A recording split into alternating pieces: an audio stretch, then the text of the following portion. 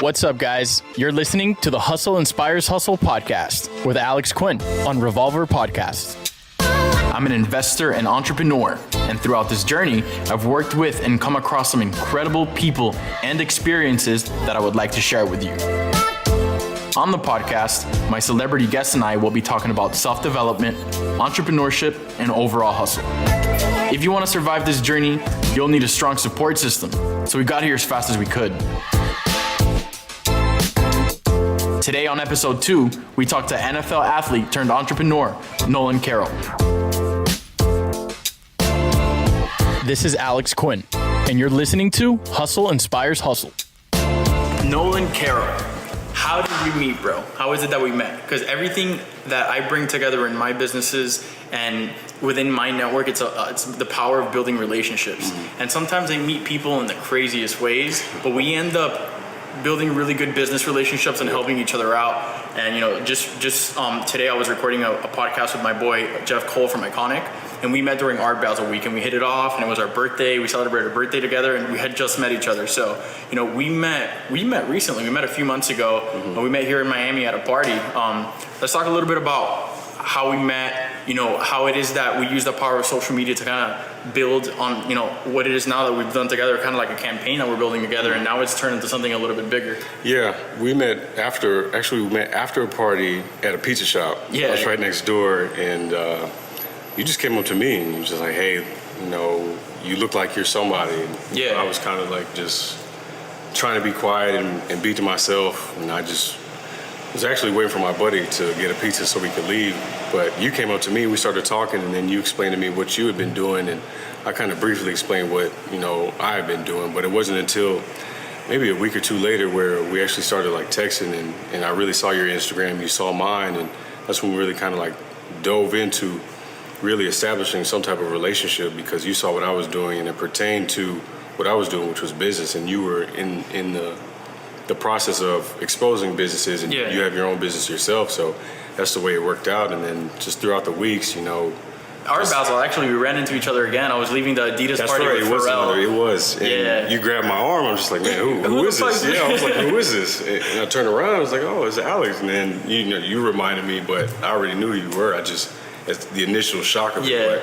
But we started talking again, and you said you had all these different crazy ideas that you wanted to try and do, and I had no idea, because at that time, we talked sparingly here and there, and I saw what you were doing on your Instagram, but I never really pursued anything to kind of like ask you to do anything until we ran into each other. And then once we ran into each other, we just started building a relationship to where you're here now, and exposing DOOB to other people and getting one done for yourself as well. Yeah, man, that's awesome. I mean, bro, the biggest part of me building my career right now is, one of the biggest parts is me coming to realize that I need to always reinvent myself and learn a little bit more about myself and the people around me in order to get to the next step. You got to be very open-minded and very humble, which is pretty much going to be the theme of our episode today, is going to be changing and transitioning.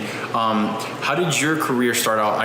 Obviously you played for the NFL. How did that come to be, and how did it transition into what it is today? Yeah, I just think the way things happen is so weird. I don't want to say it's by chance or me being lucky, but I started playing football later than everybody else. I was a soccer player for the longest. I started playing soccer when I was 5 years old, and it was just one day where none of my buddies liked soccer as much as me, and they all went off and started playing football. And for me, I was like, man, I want to hang out with my boys. So the only way I could really do that was to play football with them. Yeah. And my mom wouldn't let me, though, because she didn't want me getting hurt. It went from playing soccer, which she thought was more safer than football, which is actually not true, but she didn't want me to play and get hurt that way. But there was one day, it was a flag football game and out in PE, and I remember just running around and running by everybody, and one of my PE coaches said, hey, why don't you come out and try out for the football team? And I'm like, oh, my mom's not gonna let me do it. But he forced her, egged her on. He's like, hey, look, your son can get a scholarship to play football in college. That way you don't have to pay for it. Yeah. And when he kind of presented that to her, the education aspect of it, she got smarter about it and said, you know what, I'll let him play and see how he does. And fortunately, I was good enough to get scholarships to go to the University of Maryland. I was there for 5 years, and then after that, I got drafted to the Miami Dolphins in 2010. Played there for 4 years, then signed with Philadelphia before the 2014 season. Played there for 3 years. Then I played in Dallas for 1 year, and I spent 8 years in the NFL, which to me doesn't seem too long, but it's gone by kind of fast, man. It's one of those things where the first day you get in, people are saying, hey, your rookie year is going to go by before you know it. And I'm like, yeah, whatever. This long process of me doing it just flies, man. And here I am 8 years later, and I look back, I'm like, man, they were right. But you ended up doing, you remember that movie Like Mike? Yes. You ended up doing some Like Mike shit that you thought that you were doing something else, and all of a sudden you're in the NFL and all this shit is happening. That must have been so exciting for you, bro. It was, man. What a dream come true, man. It was definitely, it was fun. Just different matchups, playing different teams, playing in different arenas, different opponents, going against different teams, historic teams. It's one of those things that when you look back at it, you really appreciate it, because these are things that people worship. These are things people really glorify as far as, a football team, and that being their lifeline of the city, their family, their mindset, however they start their week, is dependent on wins and losses in the NFL. But, it was a fun time for me. And then, after that, the business aspect kind of came out of nowhere too. I had a business deal with somebody that ended up becoming my business partner later on. And, initially before we were just kind of just talking here and there, and then it got to the point where, me and him, we had the same like-mindedness of really trying to change the city and trying to change the way the world kind of thinks and views certain things. And, it just got to the point where we just started meeting constantly, daily, and just throwing out different ideas here and there. And we began opening up certain various different types of businesses. And I think I'm in a good place right now as far as that aspect. But, every part of my life that I kind of see is kind of happen in an unexpected way, which I'm thankful for. Yeah. But I think the things in between have really prepared me for what I do next in life and the next steps and, next year's, whatever it is. It's really cool to see, because obviously you played in the NFL and everybody knows the stories about the NFL guys that, played, did great, and then what are they doing now? Mm-hmm. You had a great run. Mm-hmm. You're still involved with the organization. You're still doing cool stuff. And you have your businesses running. You have a lot of cool things going on. How was it difficult at first to adjust to that, knowing that, yeah, I'm living in the moment, playing the sport, and this is everything that it is right now, but I do have to make sure that I'm extremely careful in how I secure myself moving forward with all of the endeavors that I have. Mm-hmm. Because you hear a lot of stories about how shit could go wrong for a lot of people, but you have your shit together, bro. Yeah. And like you made something of it, and you made it. You have I'm not gonna say the best case scenario, but bro, you have your shit together. Yeah. And there's a lot of people that go, like, for example, myself. I've had several businesses. I've founded several businesses, and sometimes I've gotten carried away. Mm-hmm. Or spent a little bit too much, or maybe feel like I'm hot shit a little bit. Yeah. And you kind of go through it, especially if you grow up with certain struggles. But I think one of the most important parts for people that are listening to this and taking away from this is that if you're doing really good, you have to understand that life is a roller coaster. Like I was saying, mm-hmm. things could go wrong any second, and you can't be getting yourself into a lifestyle that you can't afford, mm-hmm. because then you're going to be screwed later on. Yeah, definitely. You get me? And you've branched out into so many cool things, man, that I want to talk about. For example, we're sitting right here and we have 2 action figures in front of us that are called DOOBs. Mm-hmm. Tell me a little bit more about this, how you got involved with this, and why it piqued your interest. Well, initially, when I was trying to look for something to do, after football and outside of football, my sister was getting married, and she was getting married to her fiance. So I'm trying to look for some type of gift that I can give her, something unique, either during the wedding, whether it's a nice cake, or get her some type of present. And I was thinking, well, why don't I get her a cape topper that looks like her? And for the longest, me and my mom were trying to figure out what's a unique thing that we can do to put on her cake. So we're looking at wedding magazines. We ordered a bunch of wedding magazines, trying to find different things. And we came upon DOOB, and we saw it, and it had a wedding cake topper of somebody. We were like, this is interesting. How do we do it? So I ended up calling the CEO, Mike Anderson, talked to him, and I asked him, why haven't you guys expanded? This is something that's so cool. Why haven't you branched out? And he said, well, we're actually looking to do that now. We're in a good space where we were established on each coast, being in LA and New York, that we're ready to. I saw their location in New York last year. Yeah. I walked by and I didn't stop though. I was like, I probably can't afford it. I thought it was probably like $20,000 or some shit. No, it could be if you want a full life one, but just talking with him and seeing it, I said, you know what? I probably wouldn't want to do something like this. So I did my research just to try and see who else is out there that does it. There's a few other companies, but no one is as close to getting it like this as possible. You see how detailed it is, and you see it's very detailed. Yeah, It's very detailed. Yeah. This one that you made, I came in like 3 weeks ago before I went to Europe. The pictures took 2 seconds to take. If that, yeah. And this is, if I'm not wrong, this is handmade, like hand painted. No, it's not. It's even not? hand-painted. No, it's a machine that prints it. So if you think Well, it's so good it looks hand painted. That's why I'm saying it does. that. Everybody that comes in here thinks it's an art gallery, but these images, all those images that we took, those 66 images on the scanner, those The are all duplicator, right? That's what the machine is called? Those are all each individually placed digitally to be able to create the figurine. That's why you have to get every single angle. So then after that, the images are uploaded into a printer. The printer just does it layer by Shades layer. away. Yeah, well, it does it layer by layer. Oh, okay, gotcha. So each time it's doing a layer, it's printing the ink inside there. So your shirt's black here, it's just infusing the ink inside. That's how you get it to adhere and stay. Then it's dipped in a solution, which gives you that shine to bring out the colors. And after that, it's your figure. But it takes about 12 hours to print. But the longest part is the digital piecing, which you got to make sure every single image that we've taken is in line and is proper to give you your due. Alrighty, hustlers, let's take a quick break. You're listening to the Hustle Inspires Hustle podcast with Alex Quinn on Revolver Podcast. This is great, man. So look, in addition to DOOB and being involved in DOOB, having a location prime real estate in Miami, you have a foundation.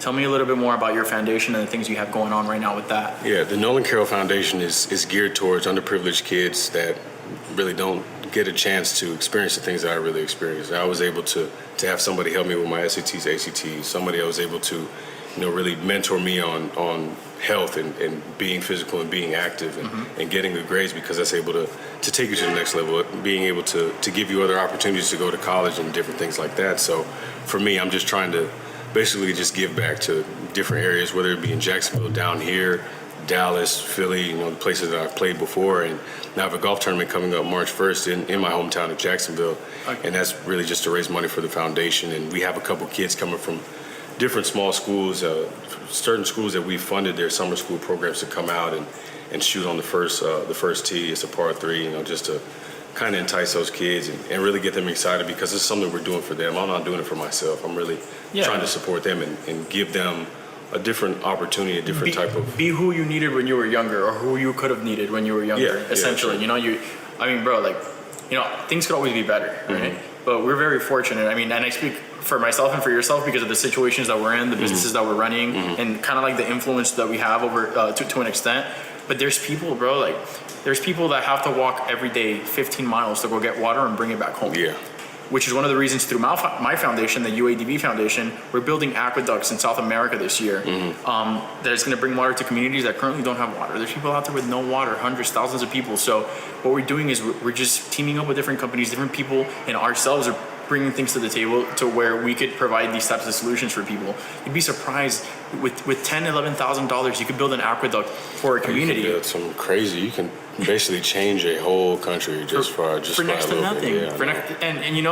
It takes a lot to be selfless, because a lot of the times we want nice things and luxuries and travel and stuff, but I think it's a good balance of receiving and giving and just having good intentions towards people, and that's what's gonna give you that good energy and that good impulse to keep going forward. Yeah. So that's pretty cool, man. How long has the foundation been running? Well, the foundation's been around for 4 years, and what I've done really, which has kind of changed over the years. Before, I used to kind of just be behind the scenes, just donate here and there, because I didn't really want to be out there and say, hey, I'm because you weren't doing it for that. Yeah, no, I was doing it just to give back to the kids, but I always tried to be behind the scenes, and everybody's like, you need to be out there and show your face and talk to these kids. And that's when I was like, you know what, let me go ahead and do that and show them and give them some type of encouragement, because there's a lot of kids out here that need that. They need somebody to come to. They need some type of athlete, whether it's congresswoman, doctor, whatever, to come to school or wherever they are and speak to them about hard work, dedication, staying on the right path. Your situation that you're in is not going to stay the same way. You got to have the right mindset to be able to get out of that. A lot of kids don't have it, and you'd be surprised. They feel like they're stuck. Yeah. That's one of the points we touch on my film called Take a Ride, that we're preparing right now for big platforms like Netflix, Hulu, Amazon. And it's, here in Miami, we have a big gun violence problem. A lot of kids are shooting each other, like 13, 14, 15-year-old kids. We've talked about this before. And it's, a lot of it has to do with mental health. A lot of it has to do with education. There's maybe sometimes not programs available. Maybe the kids don't have anybody to talk to. Sometimes you just need somebody to talk to, and these things are unavailable. And sometimes people find themselves caught in situations where they feel like there's no possible way out, but there is. There's always a positive angle to everything. So being able to be aware of those things as an influential, like, public figure says a lot about who you could be, because there's a lot of people that do have influence, but they're only worried about themselves, which is fine, because not everybody's going to try to save the world, but it's good for there to be a balance and for people to, because, for example, I do a lot of work as well, like, philanthropic work, and, I donate to certain causes, and a lot of the times I'm hesitant to document it, but a lot of the times I want to, because not only at that point I'm not necessarily feeling like I need to show what I'm doing, but maybe I'm encouraging somebody that has the same power that I do, or the same influence that I do, to do something similar, and them just seeing that might change another 20, 30, 40, 100 people's lives. And it's kind of happened with what I've been doing. All of the projects that I'm involved in have to do with charities or giving back somehow. My clothing company, Palmera Mia, which is forever immortalized now in the in the cargo pants of my DOOB. We give 10% of our profits back towards water conservation initiatives. Our films have the same thing. Gun violence awareness and mental health and stuff like that. So, at first, I don't know how it was for you, and a lot of listeners might be able to relate to this, but when I first started this, I only cared about money and watches and cars and like the expensive stuff, and then you kind of start realizing that you're kind of that shit doesn't really matter. It's nice to have nice things and give yourself certain luxuries, and for whatever reason you may want them, but it's more than just that. And through my entrepreneurial journey, I've learned to be less material based and more like in the moment, what kind of positive thing am I doing?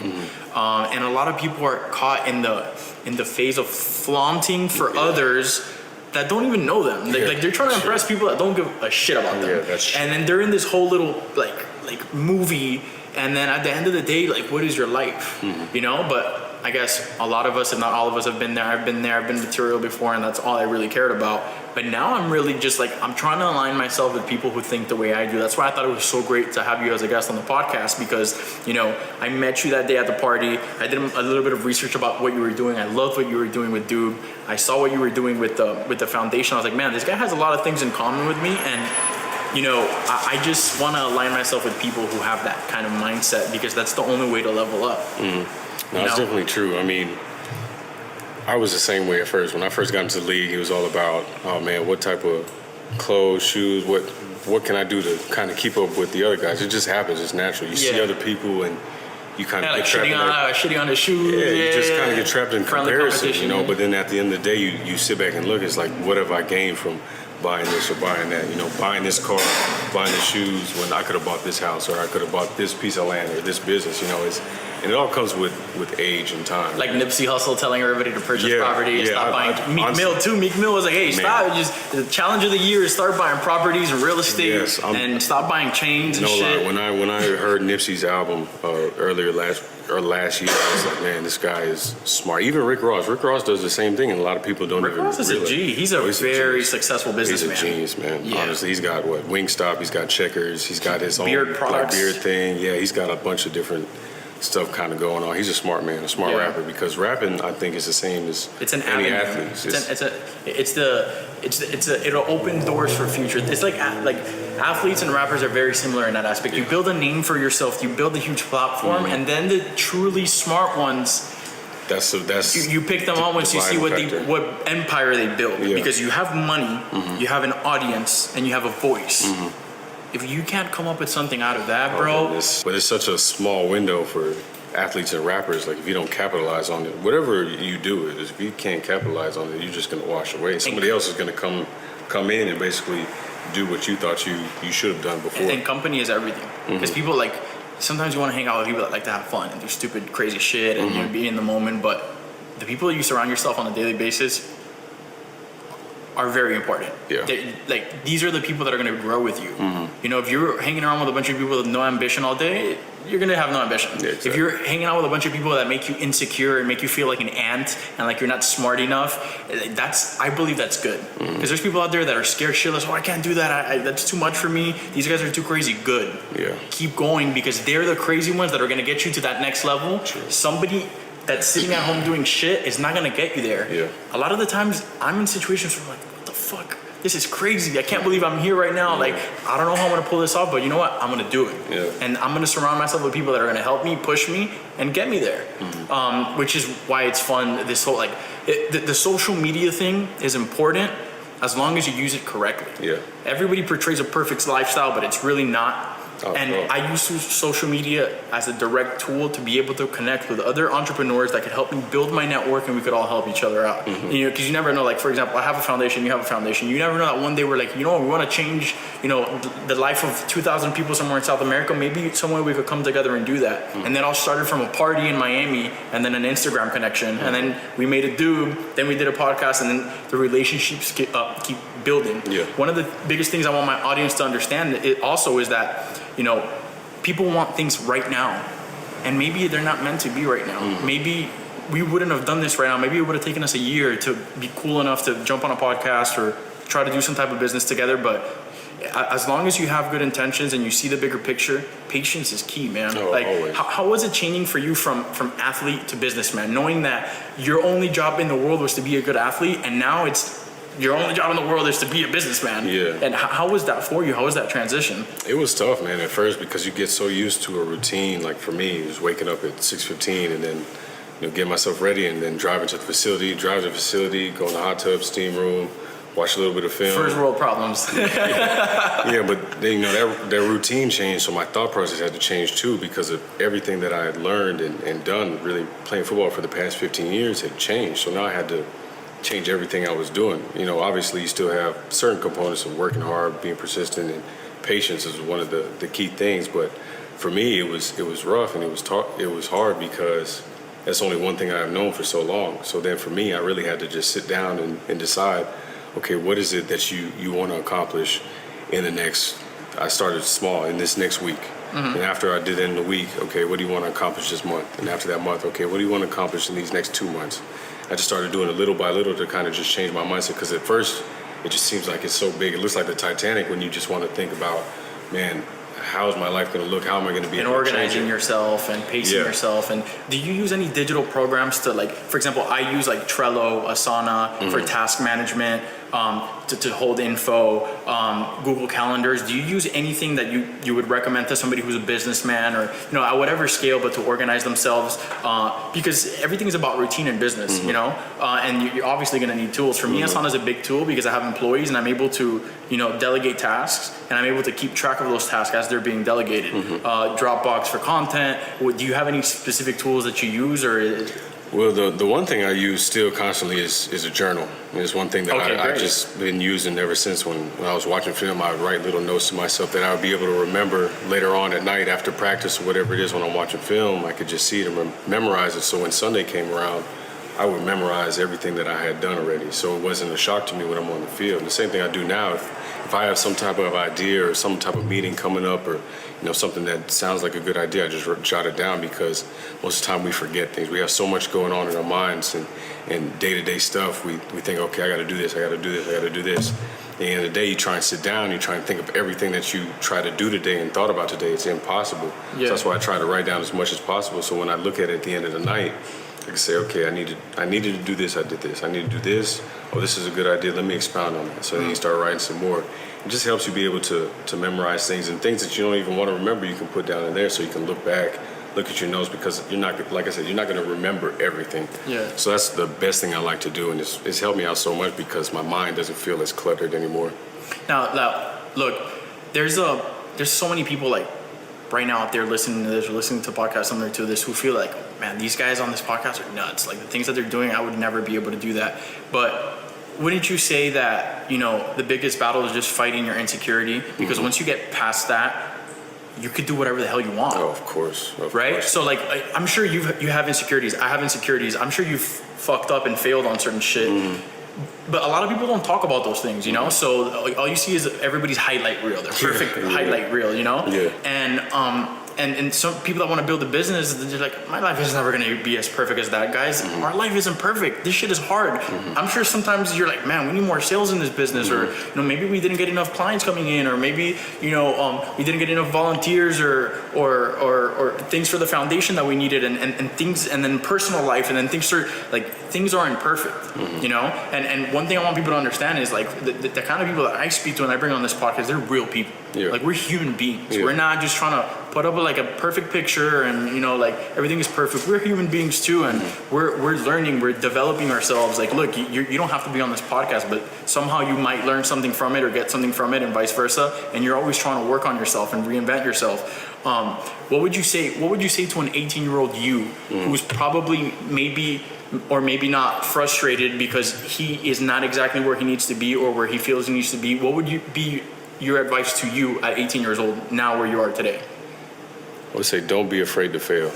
Like, failure is always a learning experience. You know, when people fail, they just think, oh, my life is over, everything is over. Whatever I've been working up towards is completely over because I failed. But failure teaches you to grow. If nobody failed in this world, nobody would ever grow. Nobody would ever have a learning experience to be able to develop to the person they are today. And I think for me, the stuff that I'm learning now, I've also gone through in football. And I know all the time there's always things that you try and do as far as technique or, different things that you see on film. You try it and it doesn't work out. Doesn't necessarily mean your world is over. It's like, okay, this didn't work. I know what not to do next time. And this is what I need to do. If it's not a blessing, it's a lesson. That's what my football coach used to tell me in high school. I mean, there's always a blessing in football, man. Football teaches you so many different things, and football's taught me a lot of different aspects of my life that I've been able to apply to it. But I would just say, don't ever be scared to fail, because the thing about failure and fear is that you always are going to learn something, and something's always going to be on the opposite end of fear. You could always say, oh man, I don't want to start this business because what if it doesn't work out? That's the first thing people always think about. It's like, okay, if I open this business, man, what if it doesn't do well? What if it doesn't do this? Or what if it does? Exactly. People don't think like that. Yeah. So when I open this, I'm not thinking about the possibility of, oh, what if it doesn't do well? I'm thinking the possibilities like, when I put this out there and everybody begins to see it, this is how it's going to be. I have a vision of what I want things to be and how I want them to be. And that's another thing too. You have to make sure that your vision is clear. You don't want to just go into something with no plan. So when you go into something, just know, okay, you're going to have obstacles in the way, but they're going to help you grow. And then have your vision for what you want to have. And when you have that vision, have some conviction. Smooth seas never made the skilled sailor. Oh, never has. I wouldn't want a smooth ride either, because when the tough times come, the people that have been through the shit and the mud, those are the ones that know how to get out of it. You went through fucking hell and back. Life fucked you in every single way that it could have fucked you. You know a way out. Of course. By then, you know a way out, and it doesn't affect you mentally anymore. You already know that it's part of it, and it's not even personal anymore. Yes. People always think about, when they think of failure, they think about the things that come after failure. I know in football there were so many guys that played corner. They were so scared to cover this guy or jump this route because they were always scared about giving up the big play and then being on SportsCenter. Yeah. And then when they're on SportsCenter, people tell them how bad they are. For me, I was like, look, people are going to tell me I'm bad regardless, because not everybody's going to like you. So I'm just going to go out there, and if I mess up, I mess up. But I learn from my mistakes. Yeah. You'll never be able to learn from a mistake if you don't make them. Exactly. Anyways, Nolan, bro, it's a pleasure to have you on this podcast. Definitely, man. Just letting you know, we are dropping season 1 with some very exciting guests from around the United States and around the world, and it's really cool for you to be able to be part of this first series of podcasts, because this is something that's very special to me, and it shows that all the hard work that I've been putting in for the last few years is finally getting recognized, and a lot of people are going to be able to hear it. So dude, I really appreciate the opportunity. I appreciate you introducing me to DOOB. Why don't you go ahead and let everybody know how they could find you on social media, or find you for your businesses, how they could get in touch. All right, I appreciate you having me on, man. It's definitely, you didn't have to come here and do this. You didn't have to stop me at the party. You didn't have to stop me again at Art Basel, but you did for a reason. And, the reason was because you generally care about other people. I can tell from that. So I really appreciate that, man. But, you can find me on Instagram, Carroll City. You can also look at DOOB 3D Miami, or DOOB Miami, and that'll pop up, or the DOOB, the regular DOOB website too.